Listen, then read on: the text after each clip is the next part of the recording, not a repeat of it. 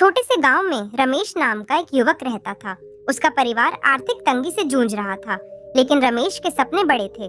वह अपने परिवार की स्थिति सुधारने और अपने जीवन में कुछ बड़ा करने की इच्छा रखता था। गांव में केवल एक प्राथमिक विद्यालय था, जहां रमेश ने अपनी प्रारंभिक शिक्षा पूरी की। आगे की पढ़ाई के लिए उसे शहर जाना पड़ता, लेकिन आर्थिक स्थिति ने उसकी राह में बाधाएं खड़ी की। फिर भी रमेश ने हार नहीं मानी। उसने गांव में ही उपलब्ध संसाधनों का उपयोग करके स्वयं अध्ययन जारी रखा और माध्यमिक परीक्षा में उत्कृष्ट अंक प्राप्त किए। उच्च शिक्षा के लिए रमेश ने शहर के एक प्रतिष्ठित कॉलेज में प्रवेश लिया। शहर में रहना और पढ़ाई करना उसके लिए आसान नहीं था। आर्थिक समस्याओं के कारण उसे अंशकालिक नौकरियां करनी पड़ी। दिन में कॉलेज और रात में काम, यह उसकी दिनचर्या बन गई।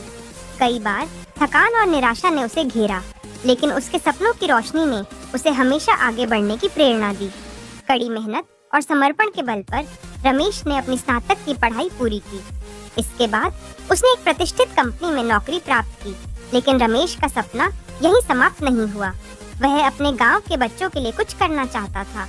उसने अपनी कमाई का एक हिस्सा गांव में एक पुस्तकालय और शिक्षा केंद्र स्थापित करने में लगाया, ताकि अन्य बच्चों को वह कठिनाइयां न झेलनी पड़े जो उसने झेली थीं। रमेश की कहानी हमें सिखाती है कि कठिन परिस्थितियां हमें रोक नहीं सकती। यदि हमारे इरादे मजबूत हों, संघर्ष और मेहनत से हम किसी भी बाधा को पार कर सकते हैं और न केवल अपनी बल्कि दूसरों की जिंदगी में भी सकारात्मक बदलाव ला सकते हैं।